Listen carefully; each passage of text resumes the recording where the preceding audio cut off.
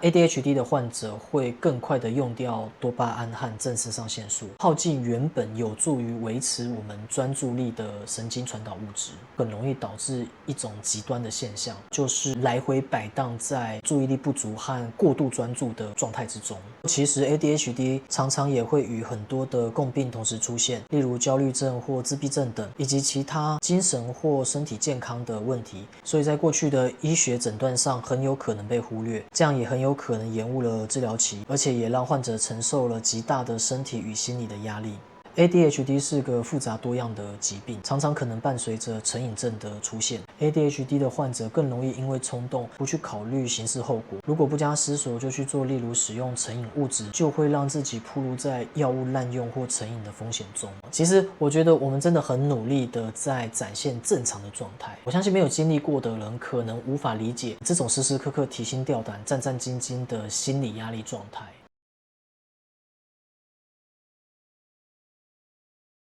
不过，其实 ADHD 常常也会与很多的共病同时出现，例如焦虑症或自闭症等，以及其他精神或身体健康的问题，包括焦虑啊、忧郁啊、睡眠呼吸中止啊、老化相关的认知退化以及甲状腺问题等，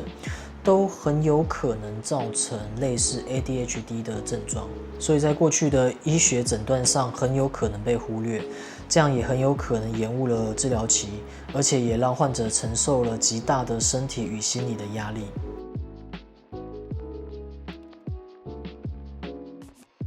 现年33岁，在霍德华休斯医学研究所的博士研究员詹纳莫恩，曾被误诊为重度忧郁症和焦虑症，还接受了将近20年的治疗。但一直到他接受了 ADHD 的诊断与药物治疗后，他的症状才得以缓解。临床心理学家凯瑟琳纳多表示，精神科医生的想法是先治疗忧郁和焦虑，等这些症状都好转了，再看看是不是还真的有 ADHD 的存在。但真正该做的是把顺序调过来才对。莫恩认为自己的焦虑与忧郁症状比较像是他对自己的施压，因为想让自己看起来正常，还要努力跟上脚步所造成的强大心理反应。其实我蛮能理解莫恩的感受，因为小时候的我，就是为了要刻意的让自己看起来很正常，所以我下了很多的功夫，我随时随地都是在上紧发条，战战兢兢，因为当我一放松就会出包，但我还是常常忘东忘西。或许你们也会忘东忘西，不过我可是可以在出门前换衣服，先检查一遍该带的东西，然后换完衣服再检查一遍，穿好鞋子后再检查，要开门前又检查一遍，关门前最后检查，关门后发现钥匙还是忘了带。其实我时不时的会打开行事历来检查，今天的客人的预约是几点？早上检查一次，中午又检查一次，然后下午再检查。因为我害怕自己忘记时间，因为从小到大我一直记不住时间。学生时期常常迟到，出社会工作后也常常会睡过头忘记时间，所以到后面我的闹钟都是用好多个来强制提醒自己。甚至有时候会记错休假的时间，所以我必须反复的确认。年轻的时候，经常各式账单啦、罚单啦都会放到过期。到后面，因为网络缴费越来越方便，所以设定直接扣款，或拿到账单马上线上缴清，才解决这个问题。不过我想澄清一下，我不是不想缴，有时候真的是懒得去缴，想说有顺便过去的时候再缴，然后最后就放到忘记了。你们或许会觉得我这样时刻确认，应该不会再忘记了吧？我还是经常忘东忘西。其实我觉得我们真的很努力的在展现正常的状态。我相信没有经历过的人可能无法理解，这种时时刻刻提心吊胆、战战兢兢的心理压力状态。不得忧郁、躁郁症，我都觉得已经算是心理素质很强了。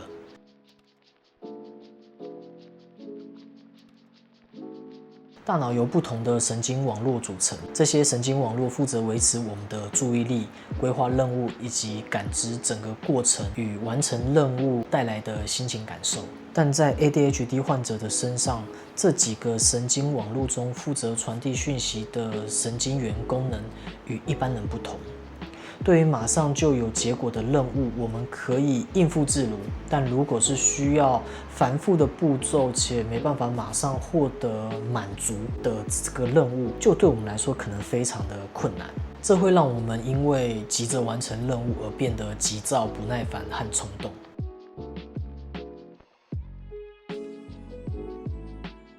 那负责在全身传递讯号的神经传递物质，其中有2个主要的神经传递物质，就是多巴胺和正肾上腺素。那 ADHD 的患者会更快的用掉多巴胺和正肾上腺素，耗尽原本有助于维持我们专注力的神经传导物质。这会很容易导致一种极端的现象，那就是来回摆荡在注意力不足和过度专注的状态之中。其实这也解释了为什么我会容易3分钟热度，因为新的事物会让我过度的专注，产生强烈的兴趣与爱好。但如果过程中没有持续的刺激，那这份好奇与兴趣就会无法持续下去，直到耗尽神经传递物质，然后就呈现注意力不足、放空、分心的这个状况。所以过去我对很多事物都充满好奇，都会去尝试，但都因为过程太无聊、频繁、繁琐，让我失去继续学习的动力。例如吉他，当时学了几天的基础功，爬格子，但因为它真的太无聊了，就是一直重复一样的动作，毫无成就感可言。那就在要放弃的时候，我索性就干脆直接学几个简单的和弦，然后勉强弹出一段音乐，才又让我觉得有趣，燃起我的兴趣。不过后来因为教我弹吉他的同学，因为搬去欧洲之后，只剩下我自己一个人孤单的练习，所以不出所料的，我最后还是放弃了。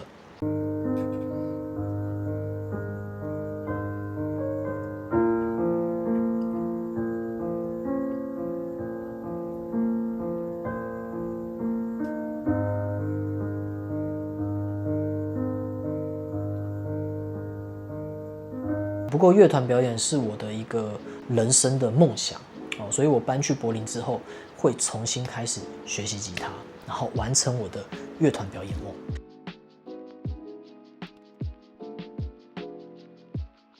其实这样的过程一直不断的在我人生中反复经历，可以说是对我的人生影响非常的深远。不只是兴趣，连工作、感情，几乎所有事情都是会被影响的。所以在感情的交往中，我也会需要时常的刺激，不断的在过程中创造乐趣，不然平淡的感情生活反而会让我觉得沉闷。就会开始想要认识新的人，追求这个新鲜与刺激。大家都应该知道，暧昧让人受尽委屈。这个阶段的关系非常的刺激，又让人上瘾，因为偷偷来本身就充满了高度刺激与致命的吸引力。那这个行为在现代人的说法大概就是渣啦。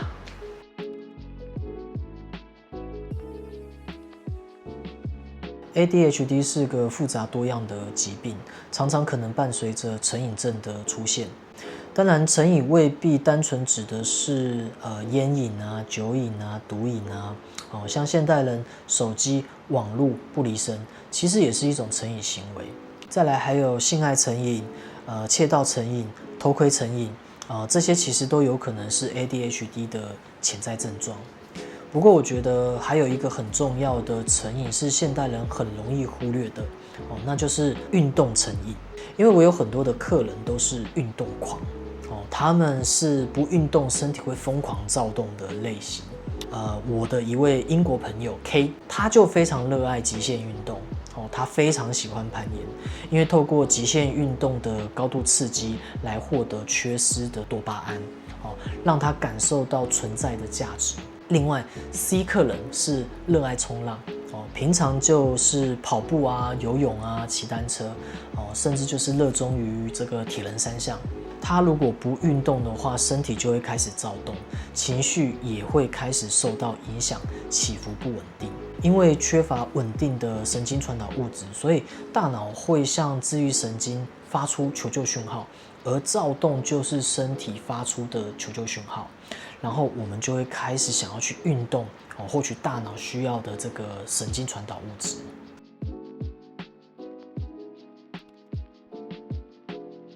这就是为什么 ADHD 的患者高几率会有成瘾的症状。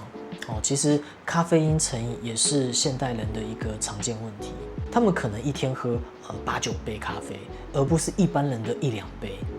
还有强迫性购物啊，或者是这个饮食成瘾。只要是可以透过行为来获得刺激而无法自拔的，这都算是成瘾行为。加州布雷亚市神经健康水疗中心的精神科医师与医疗主任法兰西斯斯提出 ，ADHD 与成瘾之间的一个关联性就是冲动。ADHD 的患者更容易因为冲动不去考虑刑事后果，如果不加思索就去做，例如使用成瘾物质，就会让自己暴露在药物滥用或成瘾的风险中。哈肯萨克子午线卡里尔诊所成瘾精神科医师詹姆斯·谢勒表示，虽然罹患 ADHD 会增加风险因子，但不表示 ADHD 患者就一定会成瘾。谢勒说，根据他的经验 ，ADHD 一旦得到有效的治疗，冲动和注意力就可以妥善调节， ADHD 患者产生成瘾性和赌博行为的风险就会降低。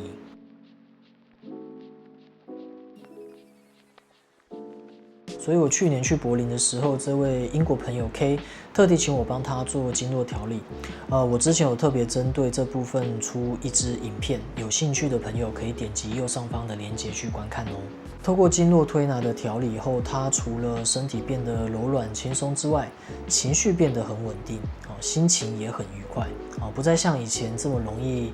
急躁，内在感觉更平静安稳，状态很棒。克伦斯也表示，因为热爱冲浪，身体常常处于高强度的紧绷状态。做完经络调理，改变完全超乎预期，冲浪的表现大幅提升，爆发力、敏捷度和身体的延展性都明显变好了。不但能顺利驾驭，甚至发挥得比以前更好。身体不再卡卡，变得极度柔软灵活的感觉。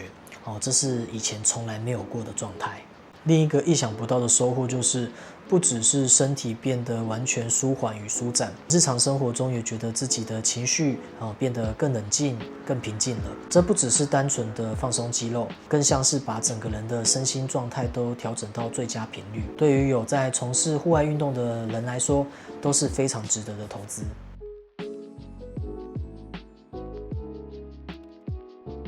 因为我自己也曾经深受这些症状的困扰，但很幸运的我靠着自己的努力不懈，不断的尝试与体验，终于找到可以有效改善的方式。所以希望可以将自己的经验分享给一样有这类症状、一样饱受折磨的朋友，希望可以协助到大家。下一集我将分享自己如何让自己的状况变得稳定，如何让专注力提升，并且不再被极端的状态控制。不只可以跟这些状态和平共处，更可以把这些特质转变为独特的个人天赋与才能，懂得与他们相处，找出每个状态的强项，并且善加运用。你会发现，原本卡住你的麻烦，会变成推动你前进，并且成就更好的自己的强大助力。最后，我想引用哈佛大学神经精神科医生雷提的一段话做结尾 ：ADHD 是个挑战，却也伴随着无比的天赋。包括创造力、热情、好奇心、忠诚度，以及对事物感兴趣时的专案导向专注力。关键在于找到合适的工作、合适的朋友和合适的伙伴，来好好发挥 ADHD 大脑的强项，让我们活得更精彩。